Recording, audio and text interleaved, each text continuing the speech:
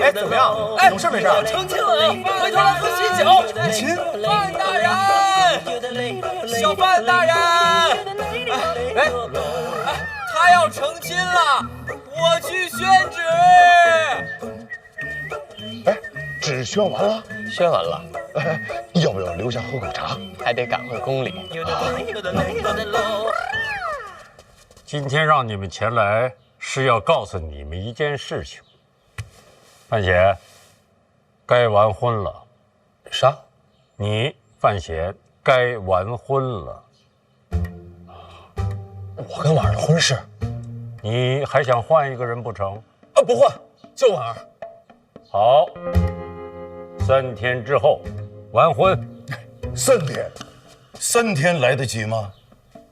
从礼部拿银子，我们在事后给他补上。陛下，这不合规矩。范建、范闲，你们听好了，这桩婚事不是你们的家事，是国事。是国事，陛下英明，臣领旨。哎，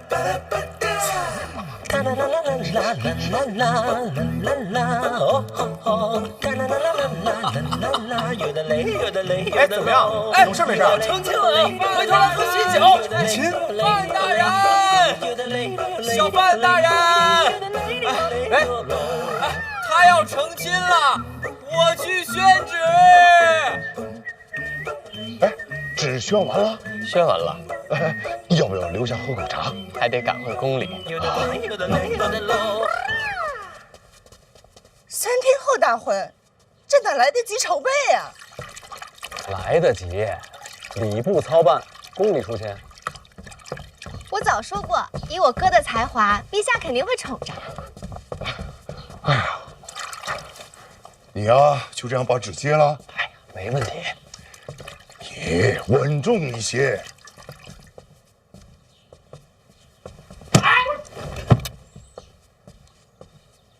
这一惊一乍的做什么？爹娘，哥姐，咱要发财了，这是无本的买卖。什么无本的买卖？听着跟劫道似的。你说这么难听啊？什么叫劫道啊？你成亲这档子事儿，可比劫道挣得多了。什么乱七八糟的？你想啊，宫里出钱，礼部操办，这咱家不就是没有本钱吗？皇恩浩荡，这是多大的荣耀啊！倒是这道理。对吧？等到那个时候，那京都这么些名流、文武百官，那不得削尖了脑袋往里钻呀？你是说人来的多，礼金就多？他想的恐怕不是人多，他想要人少。要么还得说你是我哥呢。那人少，礼金不就少吗？这都什么情况了？你还在乎那点礼金呢？不重要，礼金还不重要，资格最重要。什么资格？入席的资格呀！你想谁不想吃这顿饭呀？到时候咱这就得大办，能办多大办多大，得让北齐都能知道。但是呢，能够进范府的机会，入席的资格越少越好，越精越好。就得是那些个京都的达官显贵，要进不了咱家的门，就是臊子都出不了门。饥饿营销啊，人要来了也不能让人家忍饥挨饿，是吧？也得好吃好喝好待遇。那请谁不请谁，不都得罪人吗？不得罪啊，咱摊开卖呀，公平公正，价高者得。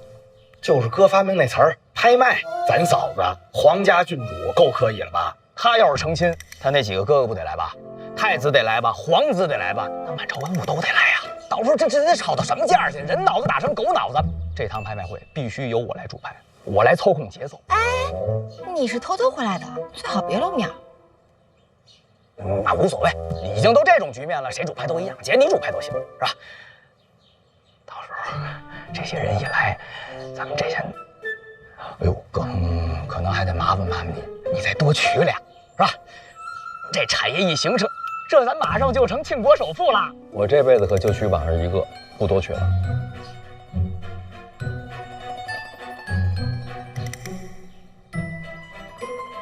行，一个也行。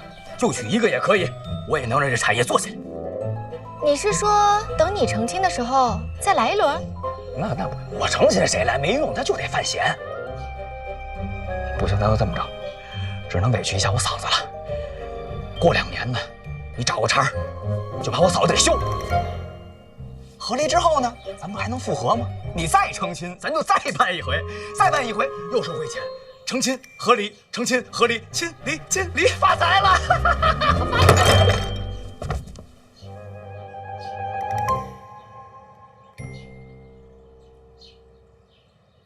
坐下。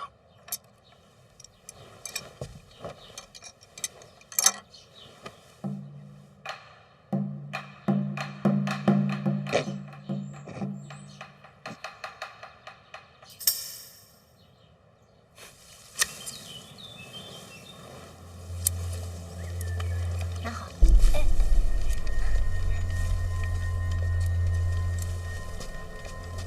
看这个，喝水，喝水吧。来，沏壶茶。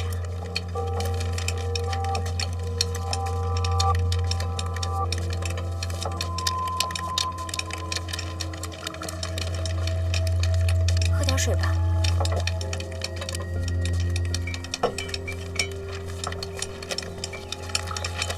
把这些送到那边去吧。我这也给我吧。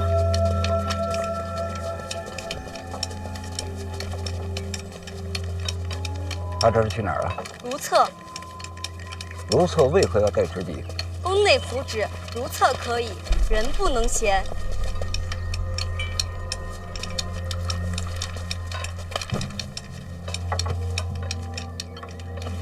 升汤。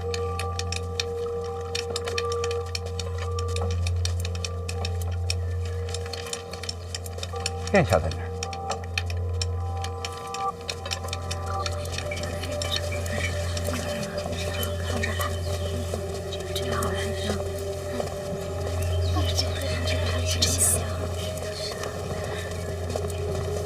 我这边好了。把晕倒的那个给扶下去。好。给他个馍，加点辣子，让他去缓缓。我拿个馍过来。快点，快点。是啊。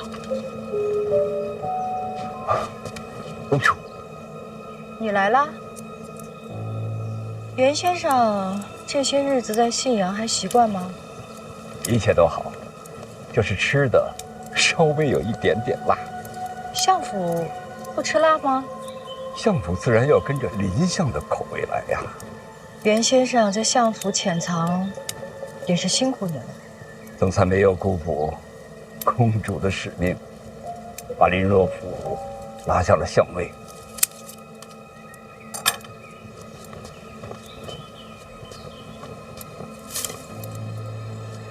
他在不在那个位置跟我没什么关系，咱们这出戏都是那位在搭台，我们不过就是跟着配合。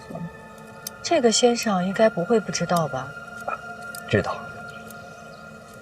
但是我得装成不知道。骗人不如骗己，聪明。不敢，不敢。哦，对了，你不能吃辣是吧？过来，把先生府里的厨子都斩了，再换一批。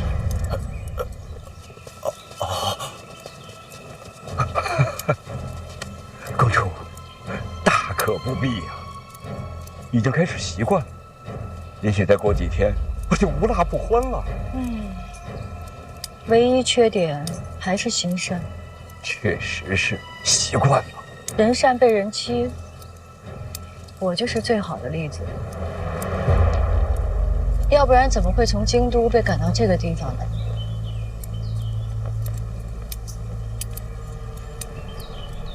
先生，看我园子里这些花还艳吗？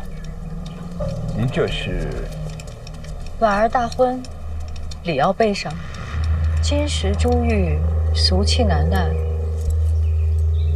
还是美一些才好。就是这花剪多了显得难看。明年，这又是一团剧糟。伤了根本，得备些花肥。公主心善，真是名不虚传呐。为人一世，自当如此。这些人，信阳所有商铺最好的账房都被我召来了。北赵，大婚之后，内库交给范闲，我把所有的账目替他理清楚，也算是份贺礼吧。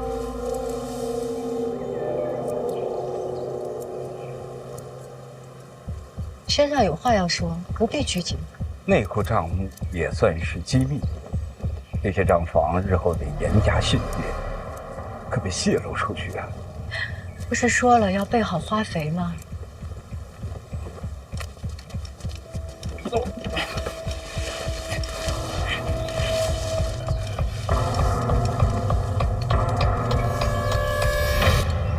待到明年，又是一团锦簇。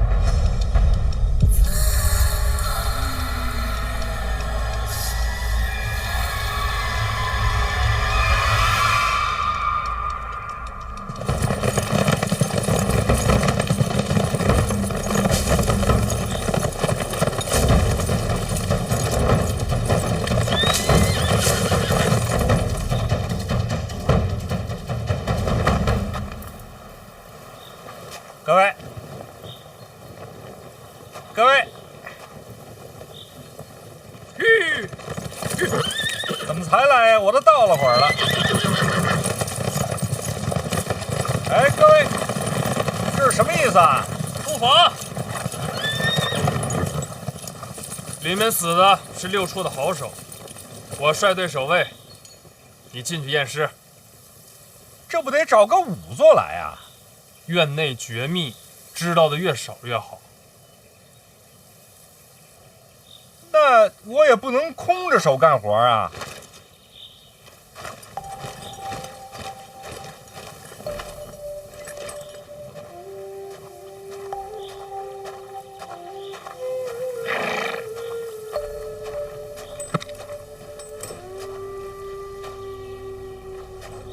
陪我一起吧。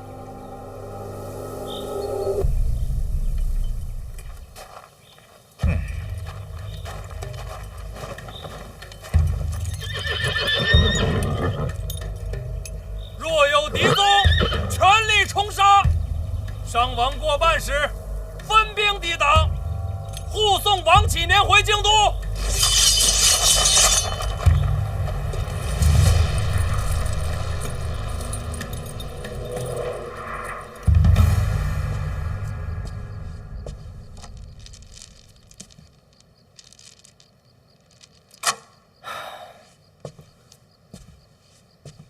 这些已经是最上品了。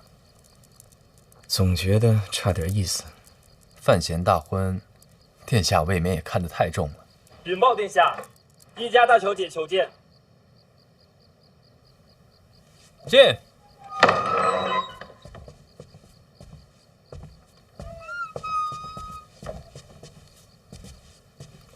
这么晚来，哪一出啊？婉儿跟范闲要大婚了。听说了。婉儿跟我如同姐妹，她跟范闲在一起并不容易，你别捣乱。怎么这么想啊？你说呢？我之前是给范闲下过套，可这次不一样，自家妹妹大婚，不想横出波折。你瞧，我这不是正在给大婚挑礼物呢，来帮忙选选。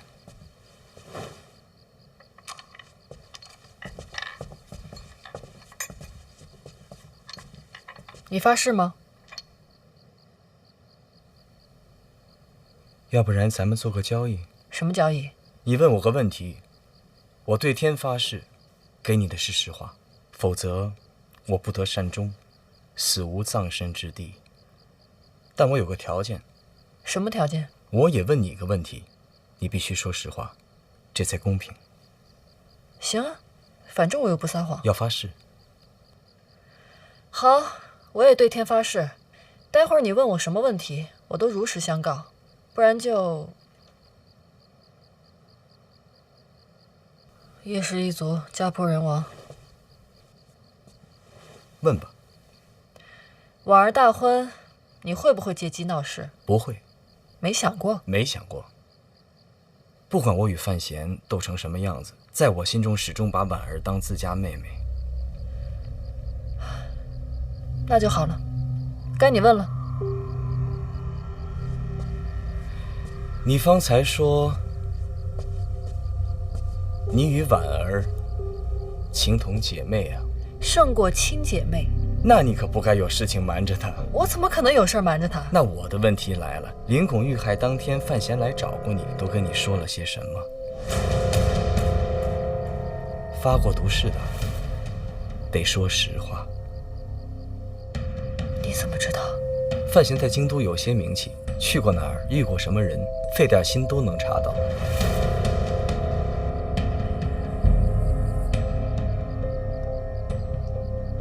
怎么？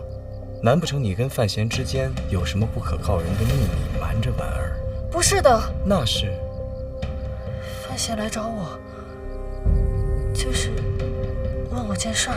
问了什么？你看见林拱与那2个牛栏街刺杀的女刺客见面，是你把这消息告诉范闲。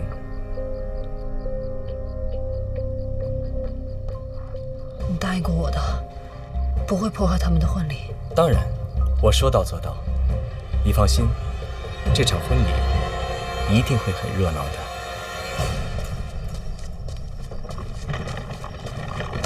院长回来了。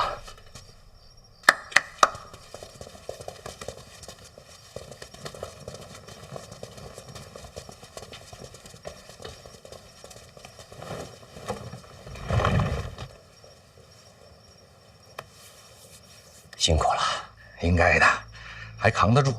那具尸体你看到了吗？看到了。怎么死的？利器穿刺而亡。从伤势上看啊，凶手出手极快，易如凡人，武功高强。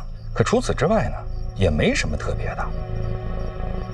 自江南到京都，山条水长，这跟江南有什么关系啊？前些日子，江南有连环杀手出没，此人武功极高，行踪难寻。费介亲自前往江南，就是为了这个案子。有费老出手啊，那就万无一失了。费介前几日飞鸽传讯说他跟丢了，费老都跟丢了。自那日起，江南到京都，官府沿线不隔数日，就会有监察院的同僚惨死。那这凶手是从江南奔着京都来的？你看到的应该是最后一个。那按脚程算，此人应该到了京都。可这是谁呢？他能让费老无功而返？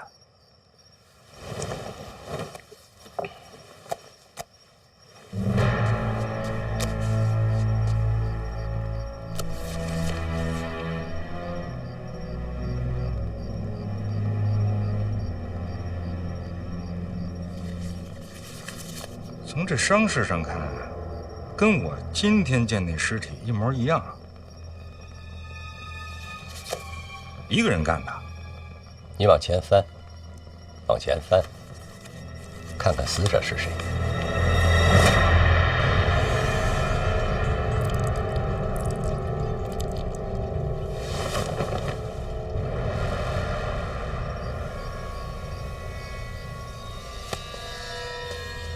院长，那这个消息我能告诉小范大人吗？你觉得为什么能让你跑一趟？明白了，替您告退。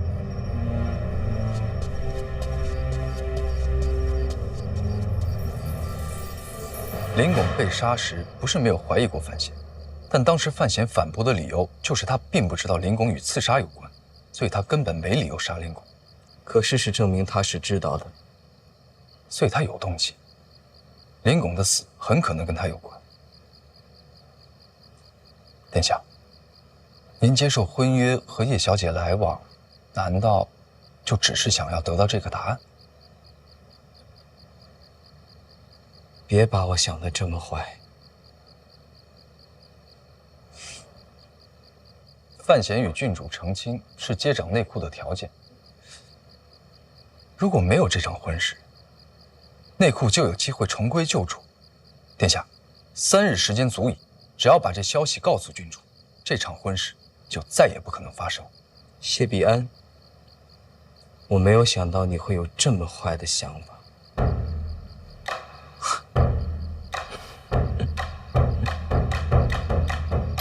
你是说有个连环杀手从江南到京都一路杀人？是。然后从死者伤势上看，跟从前的一个验尸结果类似。没错。那这所谓的从前的这份验尸结果，死者是谁啊？林拱。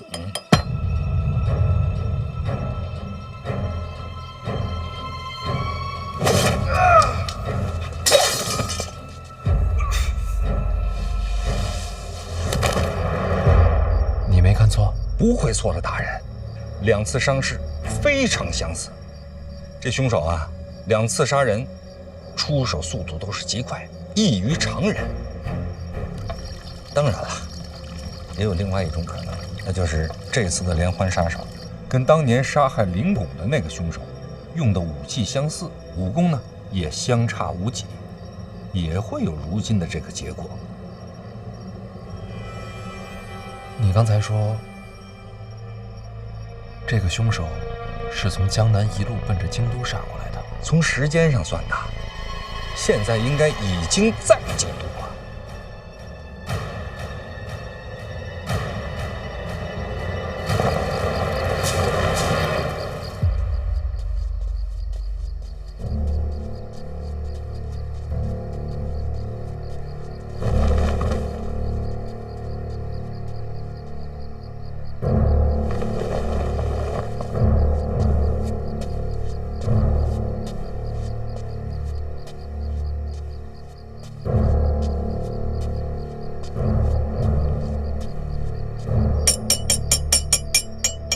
从我记事儿起，你就一直守着我。只要有你在，我就什么都不怕。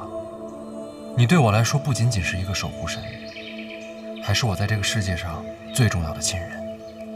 所以我希望你能找到自己想做的事儿。找到自己想做的事，为了自己吗？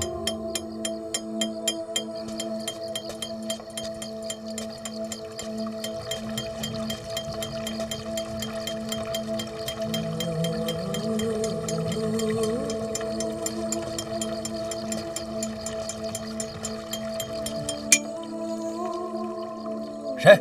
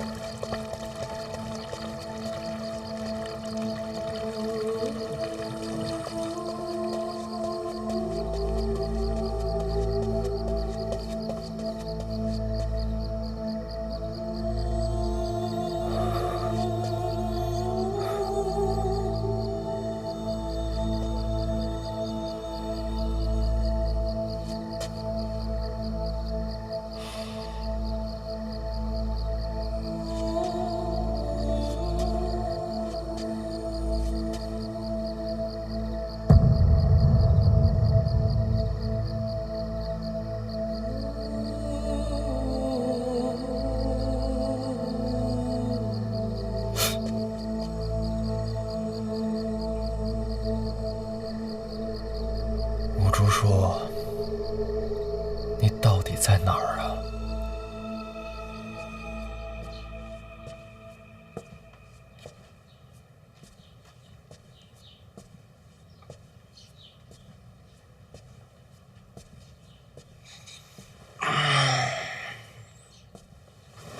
哥，你醒了！姨娘，哥醒了！范闲醒了，睡好了吧？姨娘来了。哎，叔叔，你先出去啊，我换个衣服啊，姨娘。不用，正好是衣服。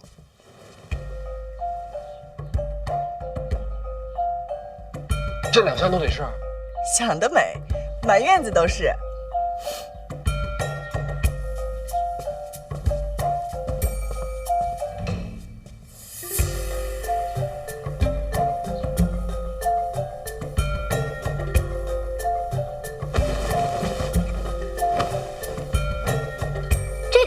这个颜色我试试。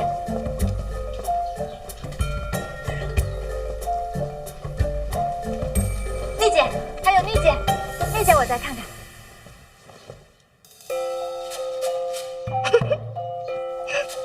看来啊，真是如意郎君，小姐都笑开花了。不是，我在想，范闲这个时候应该也在试衣服。那肯定呀。你觉得他会逃吗？逃什么？逃婚呀。我觉得这就挺好。你觉得有什么用啊？得一件件试。你们先试，我出去一趟。走，是别想了。太折腾了，我受不了。折腾，这才最外面一件，3套内里都没到呢。我死了得了。说完再死。叔叔，你从小最听话了，你放哥走吧。哥，我也是心疼你。你明明在笑。有吗？我早上没吃东西，心里慌。边换边吃。我接手。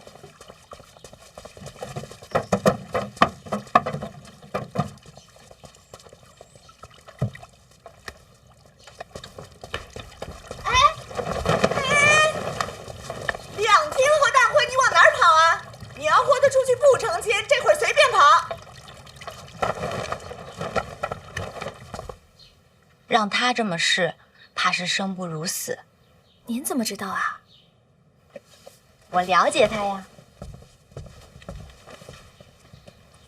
若是这时候都不逃，那就是真放不下我了。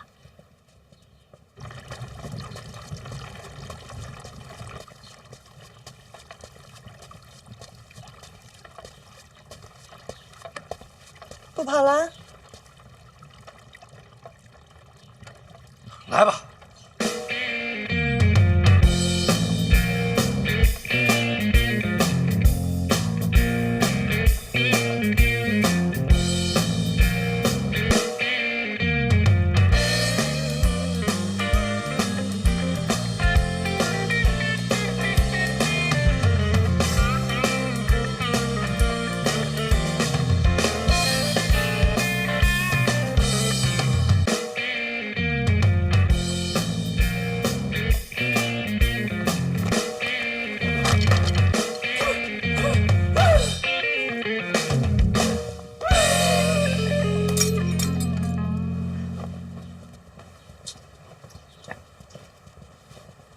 小姐，您还有很多衣服要试呢，再累啊也得忍忍。他不逃，我就不逃。婉儿，婉儿，灵儿，你来的正好，我试了好多衣服，都快挑花眼了，你快帮我选一选。我有要紧事。你们先歇会儿，都下去吧。都下去吧。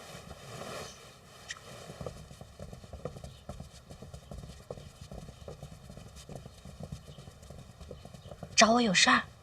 李成，阿切，你怎么了？得伤寒了？没有。阿切，小桃，快去把治风寒的药拿来。小姐，您放哪儿了？就在我……算了，还是我自己去吧。你等我一下。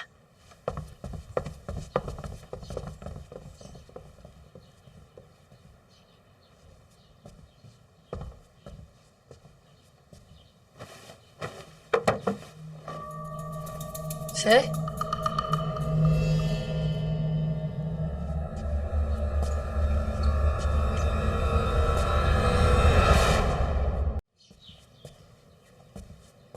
灵儿，灵儿，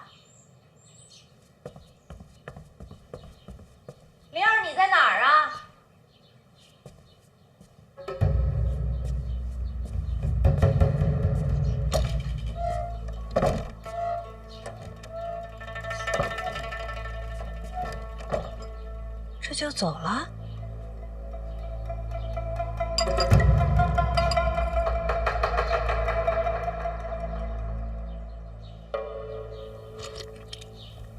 我让人去你府上问问，说你喜欢紫苏汤，便让他们学了做法，味道还行吗？我们叶家掌管京都城防，我莫名失踪，他们总会找上来的。你没有失踪，你出城有急事，还给家里留了书信。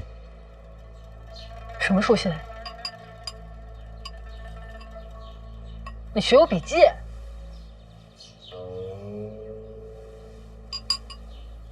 不喝了。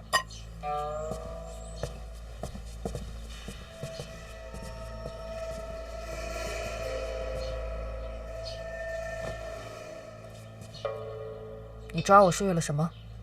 我怕你单独去见马儿，告诉他林红的死其实与范闲有关。人不能太冲动，朋友没有你这么当的。你要提前说了，还怎么成亲？说的倒好听，你不就是想在婚礼上说穿吗？就这么不相信我？你说呢？这绸带是不是有点长啊？对对对，我觉得这件不错，应该算是甲等上乘。甲等上乘，你觉得呢？我觉得还行。谁问你了？你来干嘛？他找我有事儿，找我有事儿。我们别走啊！我不急，你忙你的呗。抓紧梁王回来继续。说吧，啥事儿？别让我叫你啊！我这就找他。没事，不忙，你这重要，他不着急。我着急。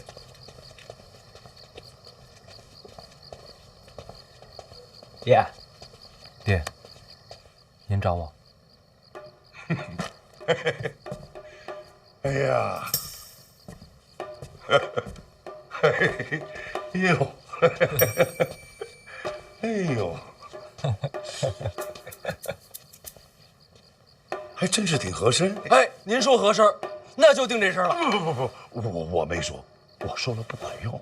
我是真受不了了，这一箱一箱的，什么时候是个头啊？哎呀，人生大事得要周全。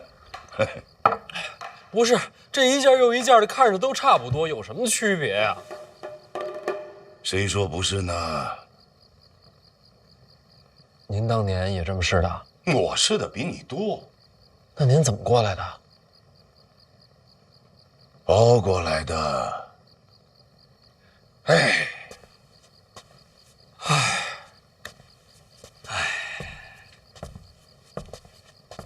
你跟着叹什么气啊？我是想啊，寻常人家根本没有你这种机会换这么多套衣服，你这烦恼啊，其实是人家的幸福。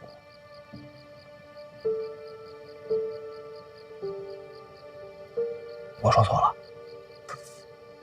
你是范思哲吗？你能说出这话？我这次北上啊，见了太多了。咱们大庆就算国力雄厚了，可是还有好多老百姓都饿着肚子呢。所以呢？所以就得多挣钱呢。我多挣钱就多开铺子，最好铺满全天下，什么大庆啊、北齐啊，哪怕是东一城都开铺子。那铺子开的多了，来做工的人也就多了。我没想的太大太远，就想着让所有人都吃上饱饭。说的没错，嘿嘿嘿，光赚钱怎么行呢？哎呀，你有这份心，也算是长大了。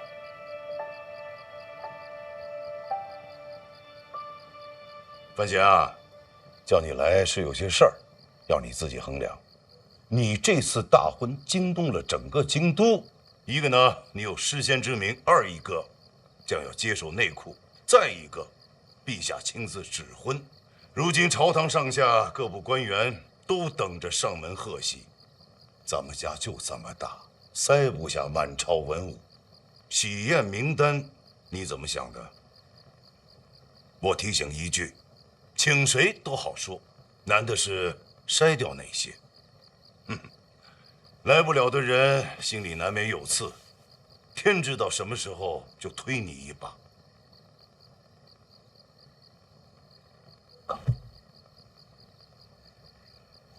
你再说说，这拍卖会能成？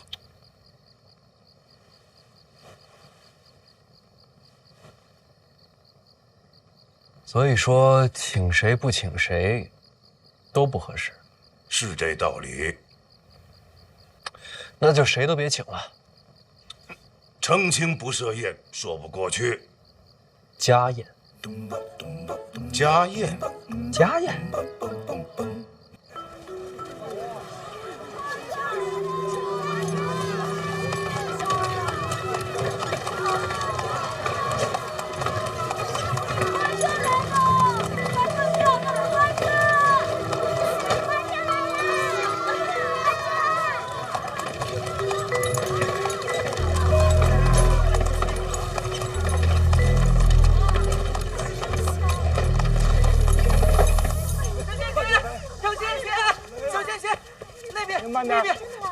那边来了个大家伙，可漂亮了。他们都是奔你来的，你知道吗？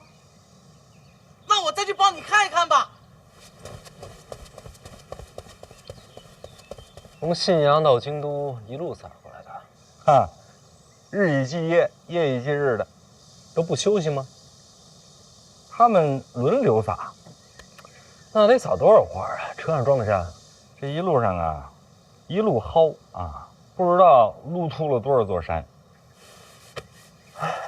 他是我亲自赶出京都的，如今大张旗鼓来给我送礼。毕竟他是郡主的生母嘛。他要是爱屋及乌啊，就不是李云瑞了。哎，来了。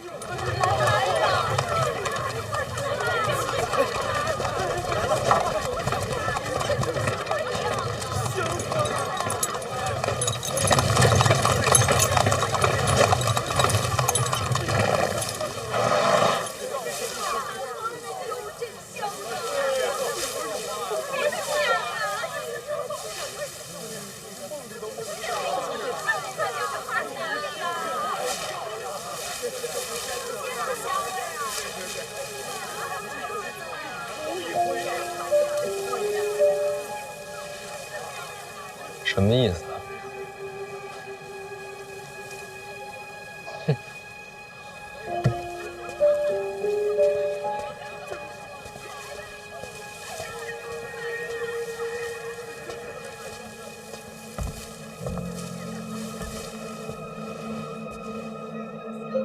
好久不见。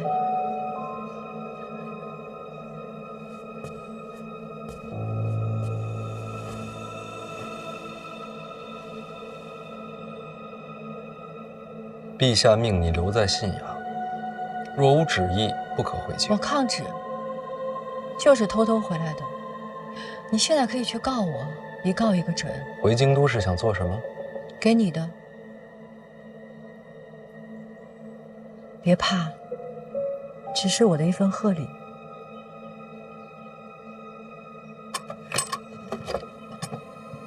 与婉儿成亲之后，你就该接手内库了。这是内库的账本，还算有诚意吧？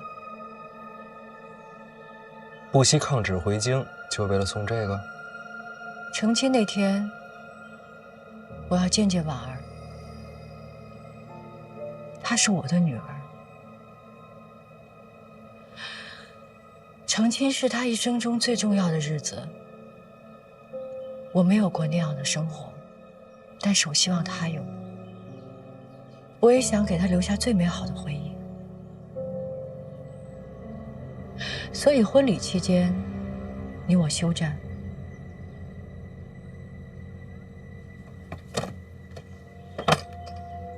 那婚礼之后呢？那还用问？你死我活。就没有想过我不答应？刚刚说了，可以去告我。我只做我想做的事情，你怎么选，我都接着。在京都住几天？看我高兴。住哪儿？反正不是范府。藏得好点儿。该叫我一声娘了吧？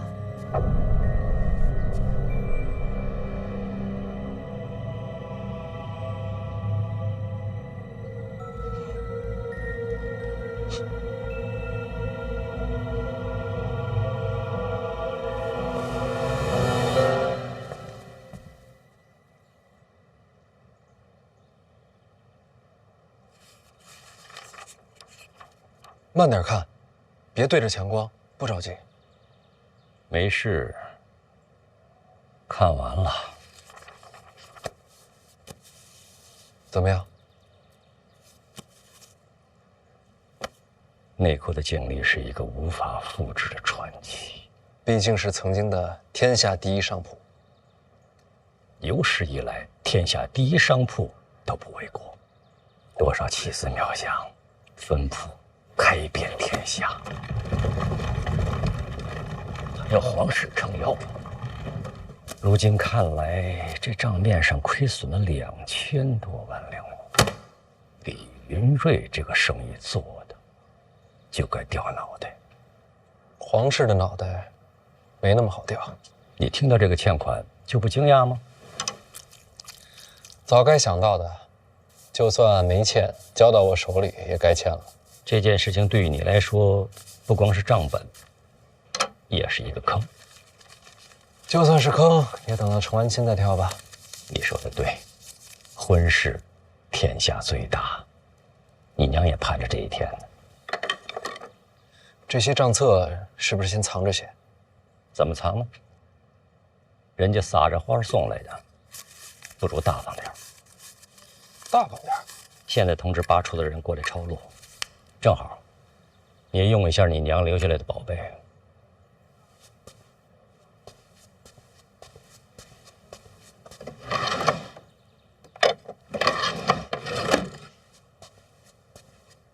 抄完之后呢，都给谁看？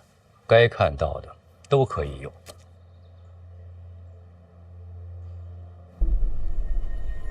内库底蕴犹在，范闲又是个人才，我猜不出4、5年，亏空即可追平。这账本大张旗鼓的送来，该知道的都知道。天下商贾逐利而行，既然知道欠债，谁还敢跟范闲做买？这亏空只会越滚越大。半年之内若无转机，他就得把内库吐出来。哎，半年时间，2000万两，即便是神仙也做不到吧？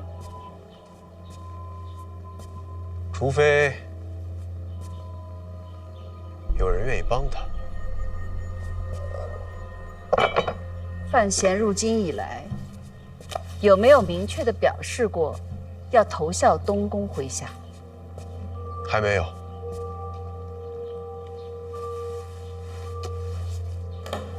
2000多万两的大坑，换个礼尚往来，不过分吧？你是在救他。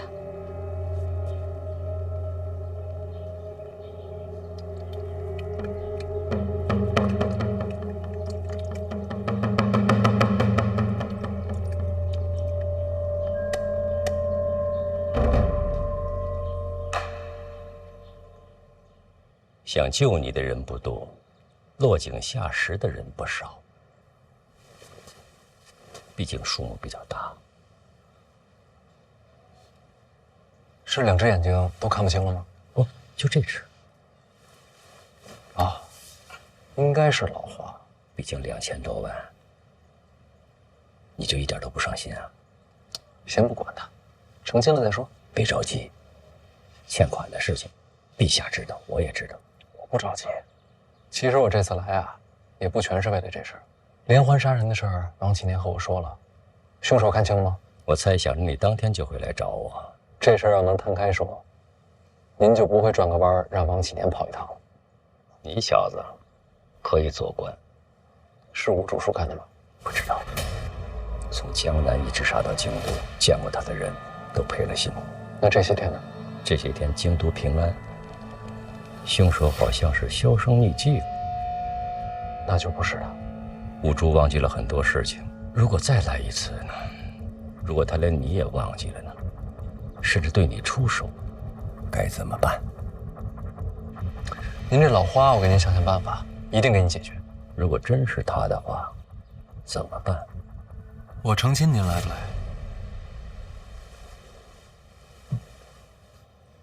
那是你的家宴，就是家宴才会请您啊。我早就没有家了，这不还有我呢吗？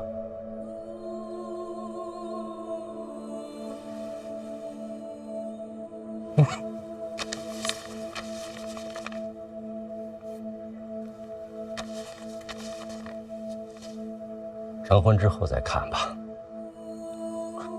这是随礼，人不去礼不随，不合适。里边装了什么呀？神神秘秘的。祝你永结同心，100年好合。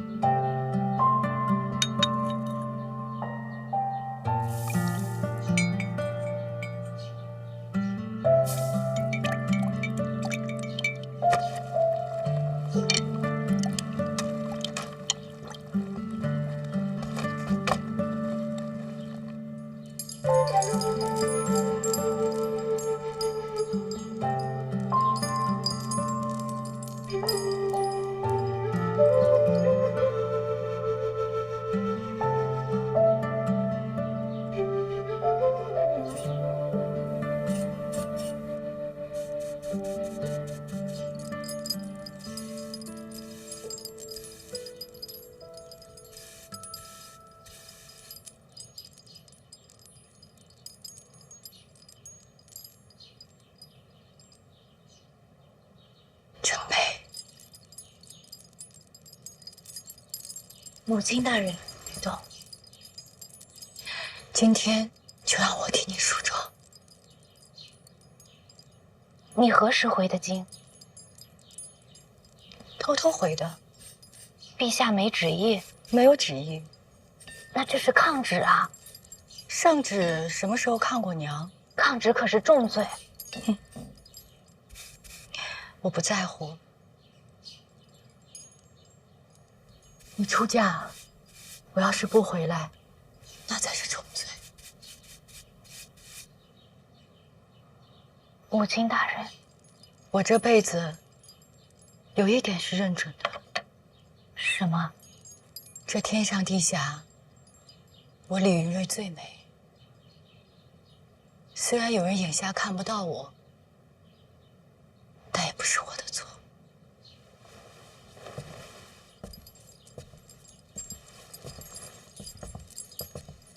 您说的是谁？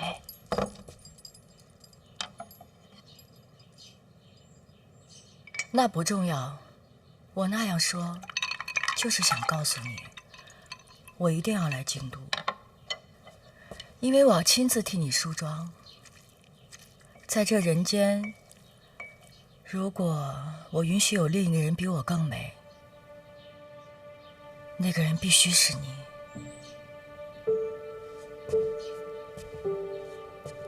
必须是今天。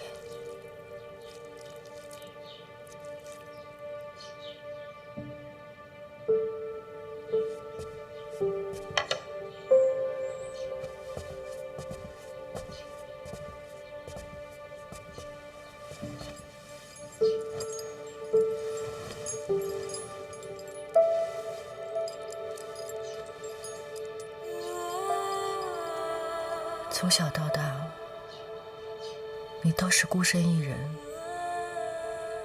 过得不快乐，如今也无法弥补。只有今天，让我尽一次母亲的责任，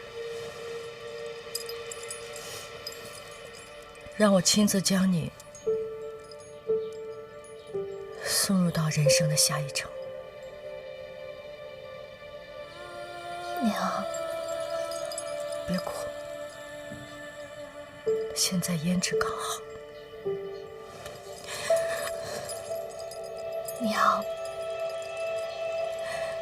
以后能不能不要再跟范闲争斗了？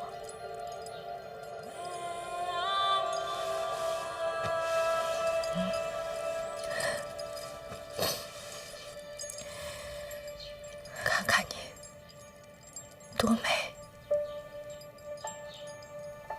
做娘的输给你了。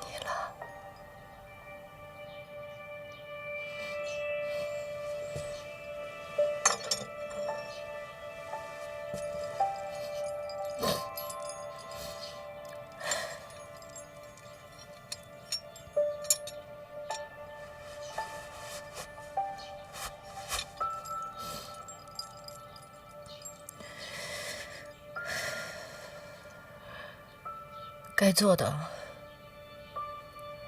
我已经做完了。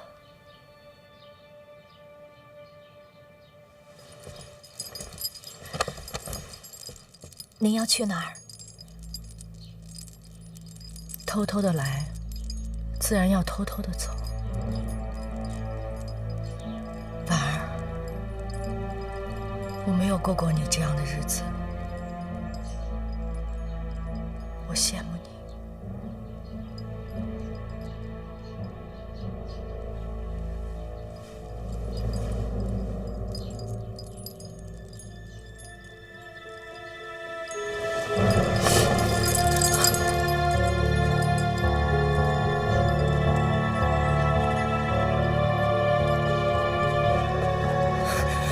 站住！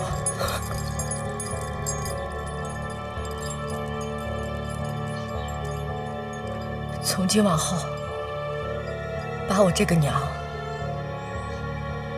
从你心里给挖出去。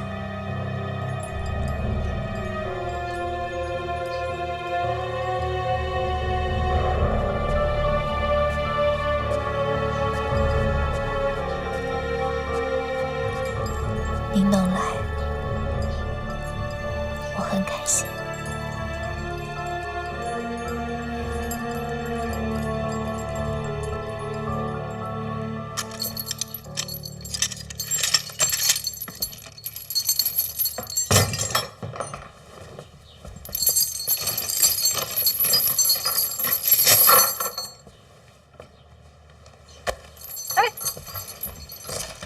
去哪儿啊？还能去哪儿啊？你放过他们吧。我就害怕你不放心，所以让你和我一同去。我又不会武功，真有什么意外，随时向我动手。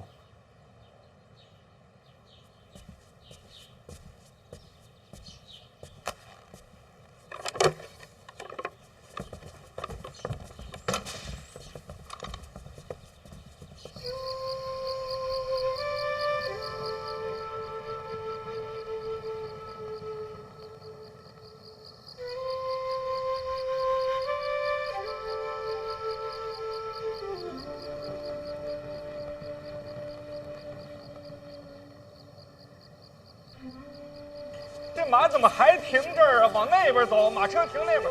哎，两位，哎，受累啊，把马往前走走。来，哎，马车都停那边去啊，停那边去了。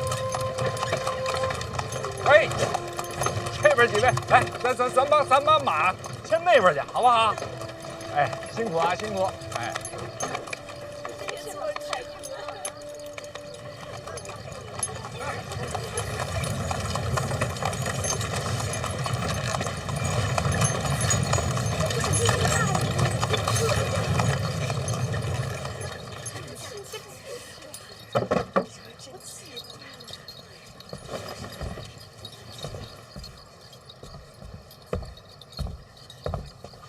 参见太子殿下。你是那个王启年啊？带礼物的，跟我进去。我知道你要说什么。家宴，你们就不用跟着了。都谁到了？那。让开！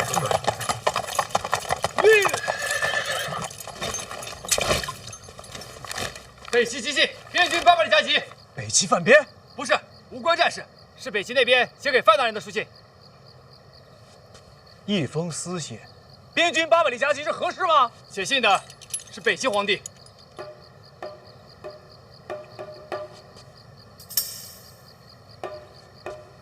哦，哪有新郎官亲自倒酒？家宴无所谓规矩。怎么，我成亲，你比我还紧张？哎，范兄，来，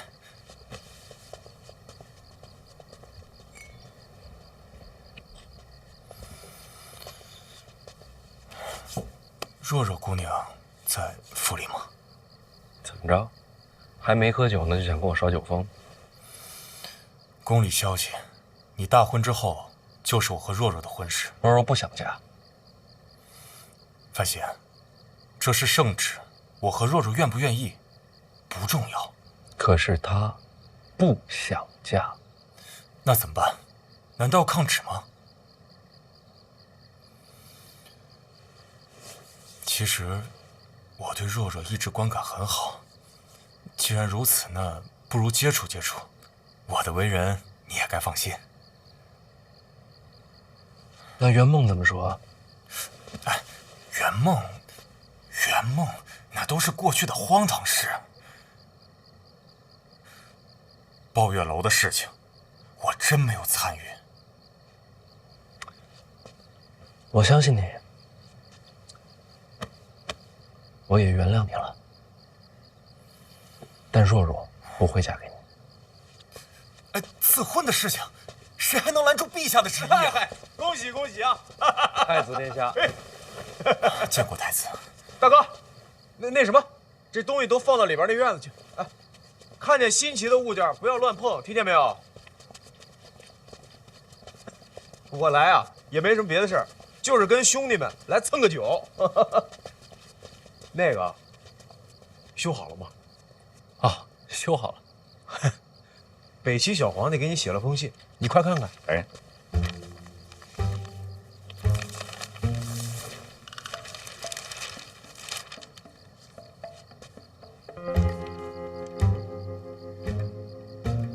催我更新的，什么意思啊？红楼，北齐小皇帝喜欢看。就这？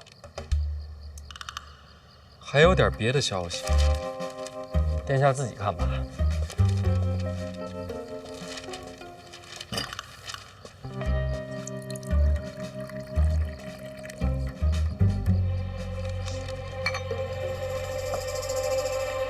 天下4大宗师苦荷要收若若当关门弟子，海棠朵朵不就是关门弟子？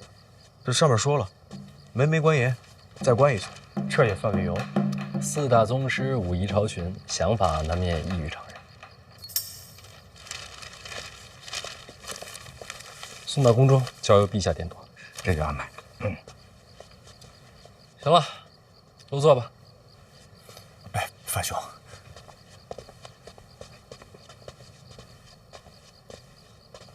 范兄，你这是怎么做到的？你觉得这婚事还能成吗？瞧在4大宗师的面上，陛下这赐婚恐怕会不了了之。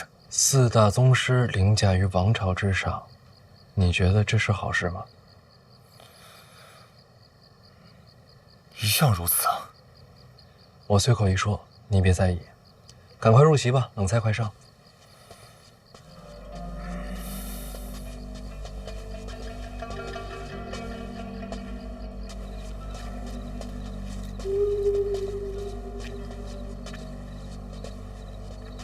这厅上怎么没人了？对呀，怎么没人呀？你不用一直牵吧。谢边不在，万一有刺客全指望你了，牵着我心里安心点。我护着你没问题，但你可答应过我，不破坏婉儿大婚。你要是实在不信，不如这回杀我。你看，我一个人又不会武功，动手不难，一了百了。你要是在婚宴上胡说八道，我肯定动手。那就说好了。说好什么？要不然保护我，要不然杀我，我这条命啊，就先放你这儿了。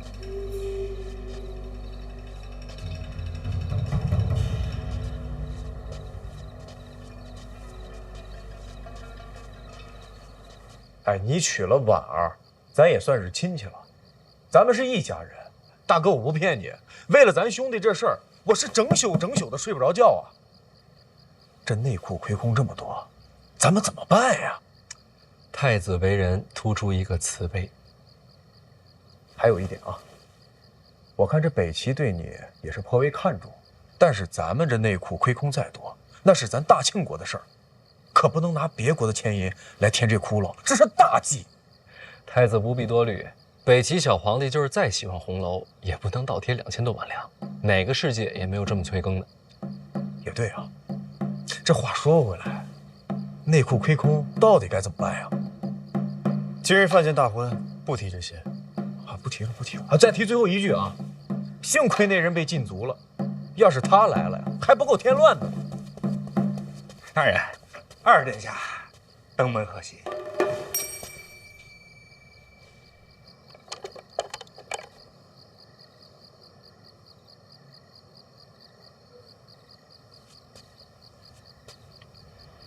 得亏是自己个儿来了，要不然这儿啊还真容不下。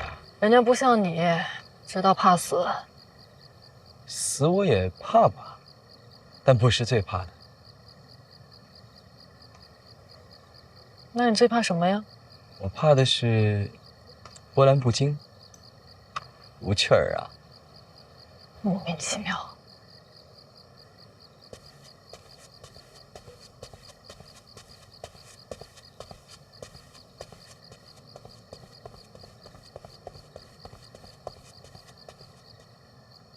小范大人说了啊，请殿下入府，大喜的日子来的都是客。那太好了，我还担心他不让我进去呢。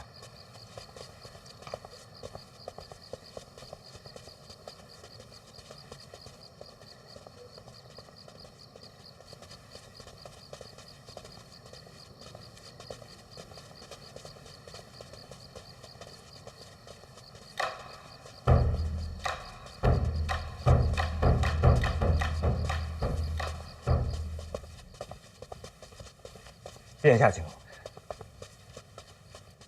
哟，都在呢。见过太子殿下。哎，二哥不必多礼。啊，没行礼啊。这个范闲大婚，二哥亲自赶来，可见是重情重义之人啊。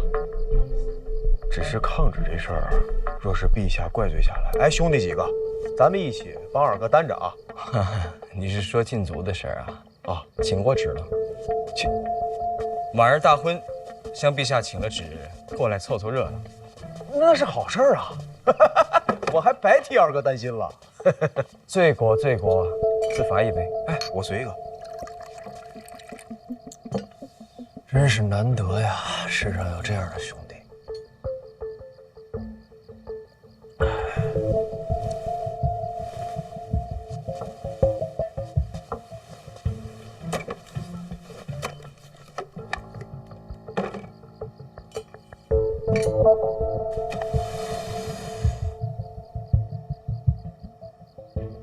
随礼，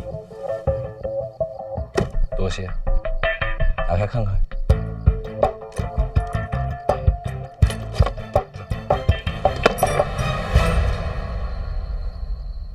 我本来准备了这珠宝首饰，可想想这些玩意儿你家不缺，不如直接点，50万两。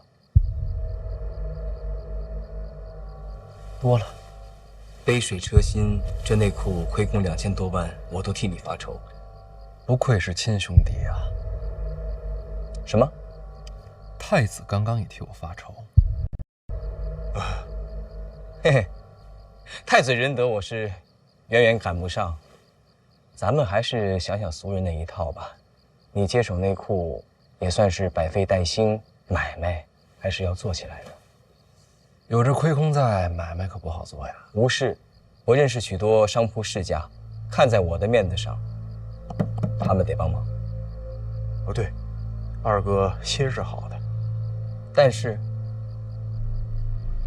嗨，这商人啊，他是无利不起早。你今天拿了他的，明天怎么办呢？个个都来插手内库财权，这还了得呀？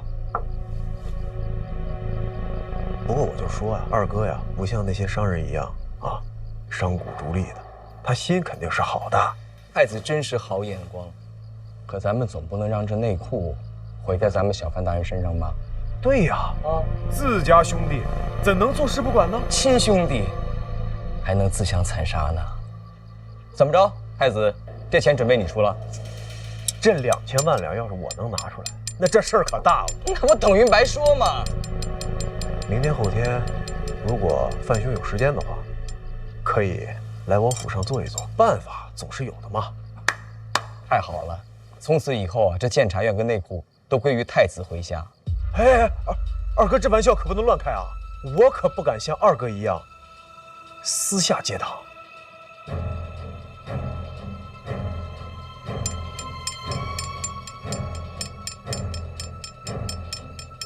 我这边你也考虑考虑，不用投效，正常买卖各取所需。对，各取所需，后患无穷嘛。总好过卖身求荣啊。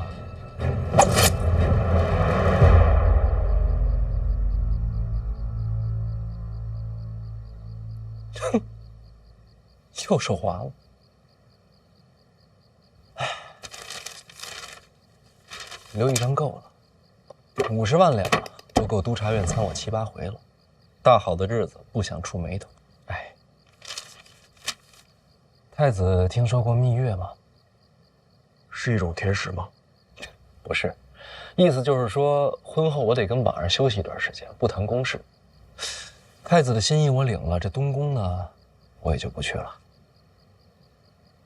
嗨，哎，这没有人帮，这2000多万的亏空如何收场？良辰美景，不想谈这些。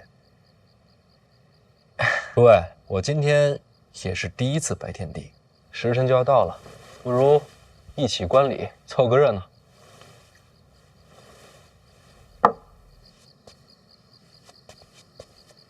良辰已至喽！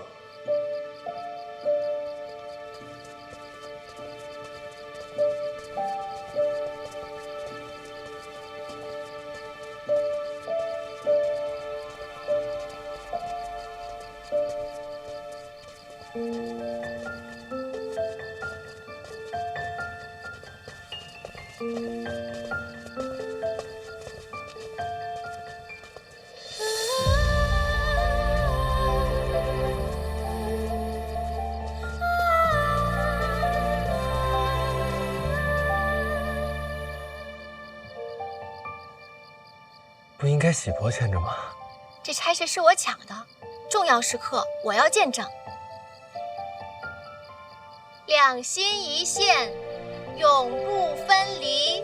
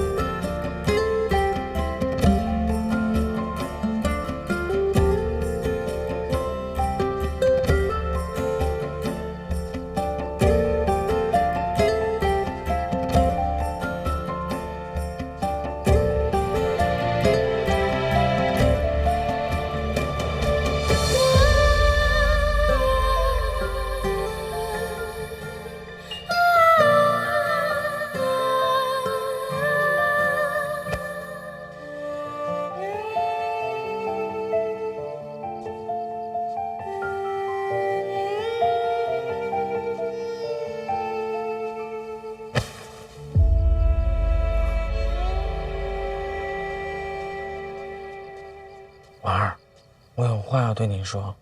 哎，少爷，有什么话啊？咱们拜完堂之后再说啊。不行，我一定要现在说。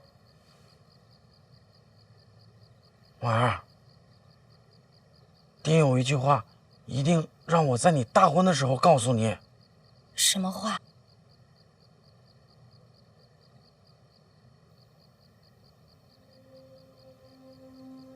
他让你一定要照顾好大宝。